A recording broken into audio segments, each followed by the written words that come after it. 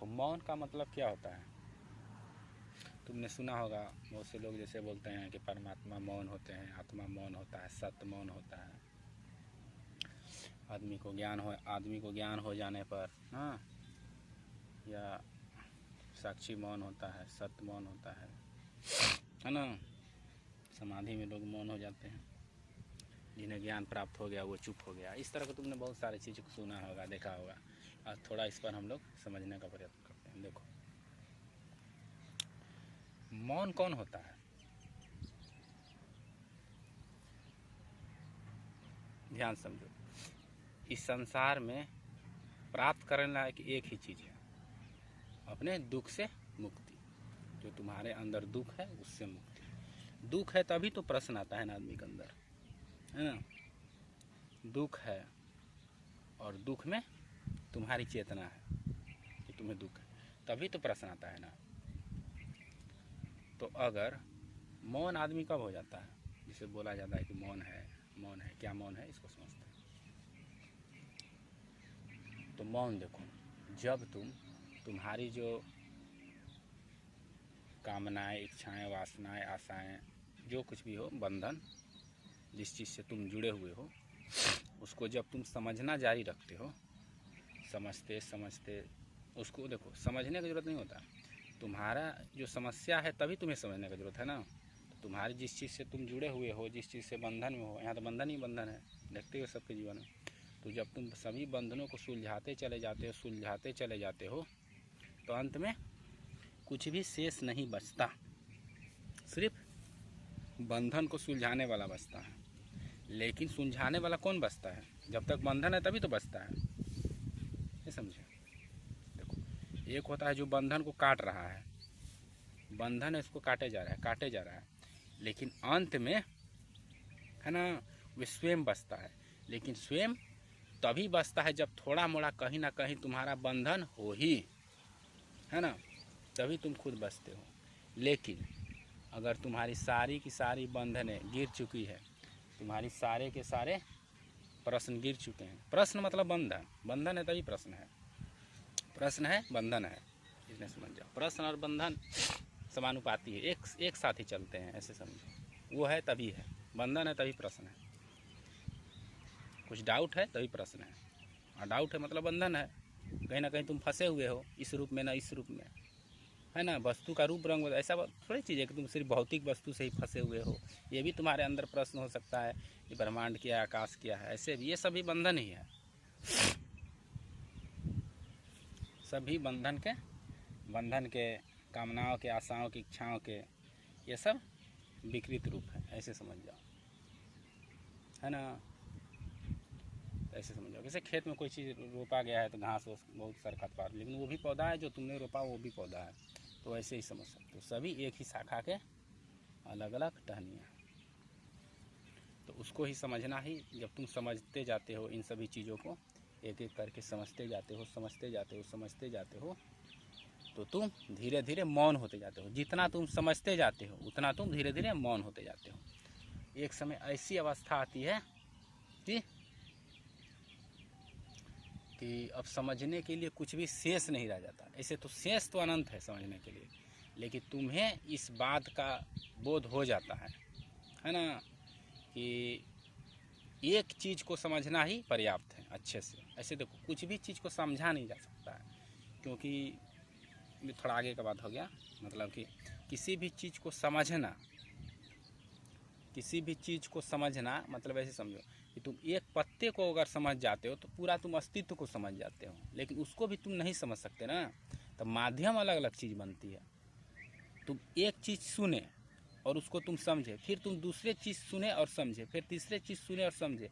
इसका मतलब दूसरा तीसरा तुमने क्यों चुना समझने के लिए, क्योंकि पहला भी अभी तुम्हें समझ नहीं आया है, वो माध्यम तुम्हारे लिए उपयुक्त नहीं हो पा रहा। ठीक है थोड़ा मददगार हुआ, लेकिन वो सिर्फ थोड़ा सहायक हुआ, अभी तुम समझ नहीं पाए हो।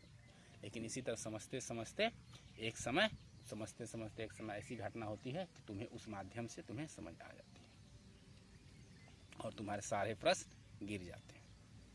और जब तुम्हारे सारे प्रश्न गिर जाते हैं तो तुम मौन हो जाते हो। यही मौन है। है ना, किसी प्रकार का कोई संशय नहीं, कोई प्रश्न नहीं, तुम जान जाते हो। ऐसे तुम अगर धर्म ग्रंथों को, शास्त्रों को पढ़ोगे तो उससे भी तुम बहुत कुछ समझ सकते हो कि संसार कैसे काम कर रहा है, प्रकृति कैसे काम कर रही है, हम कैसे कार्य कर रहे हैं, है ना। लेकिन तुम वहाँ तक दर्शन शास्त्र तक पहुँचना भी उतना तो आसान नहीं है, उपनिषद तक, दर्शन शास्त्र तक, है कि नहीं।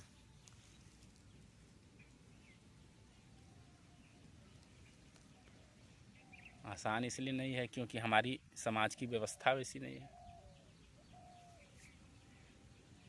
कि अरे क्या खेत में,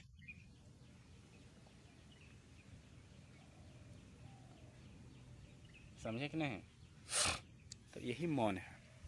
जब तुम समझना जारी रखते हो, दृष्टा होना जारी रखते हो, देखना जारी रखते हो, जैसा है वैसा जानना जारी रखते हो, तो तुम जानते जानते स्वयं ही खो जाते हो उस सत्य में, जो है जैसा है वैसे जानने लगते हो, है ना। और जानते जाते जब तुम उसमें खो जाते हो और आगे, यही ना मौन है। तो जो मौन है, तो उस मौन को बोला बताया नहीं जा सकता है, समझाया नहीं जा सकता है, वो जानने के बाद ही होता है। जब तुम्हारे सारे प्रश्न गिर जाते हैं, तुम अपने युद्ध में अपने ज्ञान के तलवार से समस्त बंधनों को काटते चले जाते हो, तो अंत में जो शेष बचता है वो मौन है।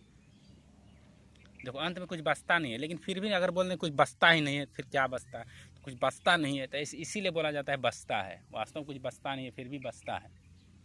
दोनों के बीच भी बचता है, दोनों के बाहर भी बचता है, सिर्फ बचता है और नहीं भी बचता है, ठीक। तो जो शेष बच जाता है वही मौन है। तुम मौन नहीं हो, ये शरीर मौन नहीं है, ये जीभ मौन नहीं है, मुख मौन नहीं है, वही मौन है।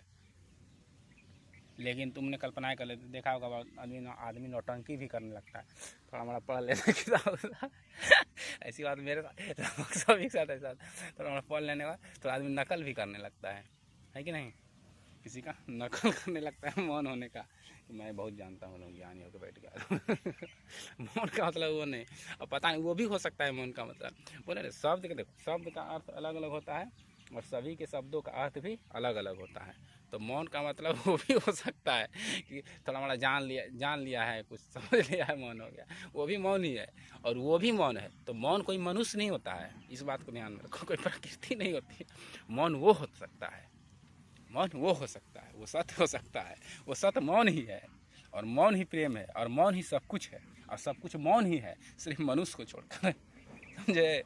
तो सब कुछ मौन ही है, सिर्फ मनुष्य को छोड़कर। क्योंकि मनुष्य मौन क्यों नहीं है, क्योंकि उसके पास बहुत सारे प्रश्न हैं। बहुत सारे प्रश्न कहाँ से आ रहे हैं, हमारे पूर्वाग्रह, हमारे प्रवृत्तियों, हमारे आदतों से, हमारे संस्कारों से, ठीक, वहाँ से आ रहे हैं बहुत सारे प्रश्न। और जैसे ही हमारा चेतना है तो प्रश्न आएंगे ही, और चेतना में अविद्या डाल दिया गया तो और ज़्यादा प्रश्न आएंगे, है ना। जैसा वैसा देख नहीं पाएंगे हम। तो इस तरह से मौन का मतलब यही होता है। और पता नहीं, जो भी मौन है वो भी सच्चाई है। कोई चुपचाप बैठा वो भी तो मौन ही न है। तो किसी भी शब्दों को हम उसके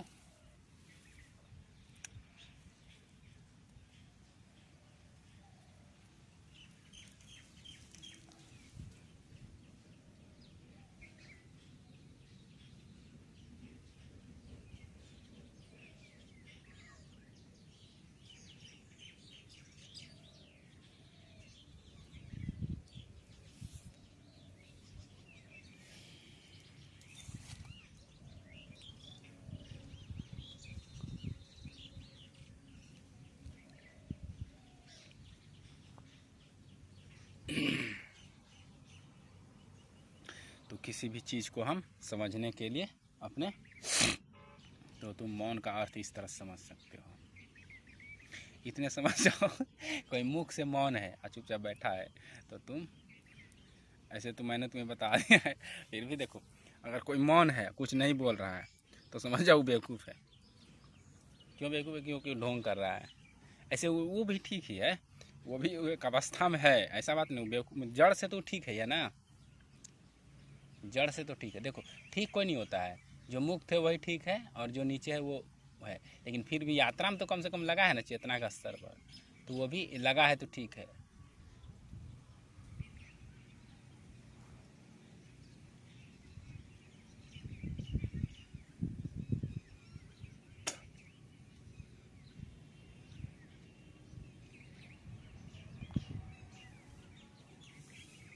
अरे ना भगबू जिस तू गनी तो उठा उठा के कान रगड़ के मारब दू चटकन उस भाग जो छलमला गई लेखा।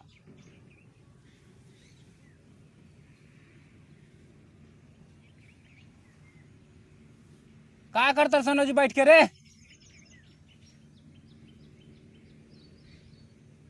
ना निकलबे खेत से रे, जाही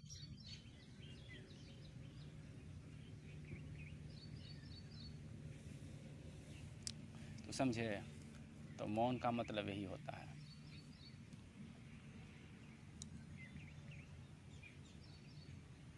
मौन का मतलब जो अंत में शेष बचता है वो मौन है, और अंत में जो शेष बचता है वो बचने वाला है। और जो तुम हो, तुम्हारे पास से भी सारे प्रश्न जो तुम्हें दृष्टा होते होते जो अंत में तुम्हारे पास जो सूक्ष्म प्रश्न थे, सूक्ष्म मतलब कुछ छिपा हुआ है, तभी तुम हो, तभी तुम खोज रहे हो। और वो अंतिम प्रश्न को ही, छोटा सा जो सूक्ष्म प्रश्न, उसको गिराने के लिए तुम्हें खुद को भी गिराना पड़ता है। और जब तुम खुद को उस क्षण गिरा देते हो तो तुम मौन हो जाते हो, उसी समय तुम मौन हो। और तुम मौन हो, सत्य मौन है, और तुम सत्य हो, तुम साक्षी हो, तुम परमात्मा हो, तुम ही सब कुछ हो। समझे कि नहीं।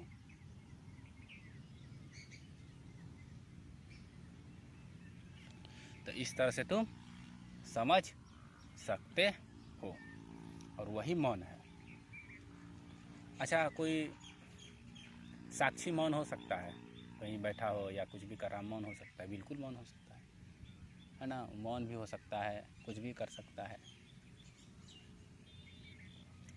तो उसकी कोई परिभाषा नहीं होती। साक्षी की कोई परिभाषा नहीं होती, तो कहीं भी किसी भी कंडीशन में कहीं भी पाया जा सकता है।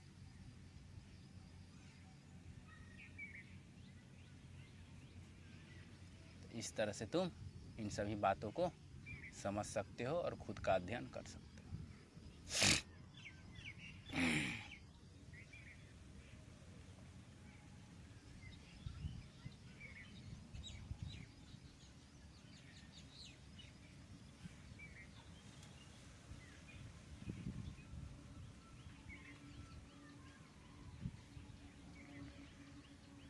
सलाम बहुत परेशानी, तो समझे कि नहीं।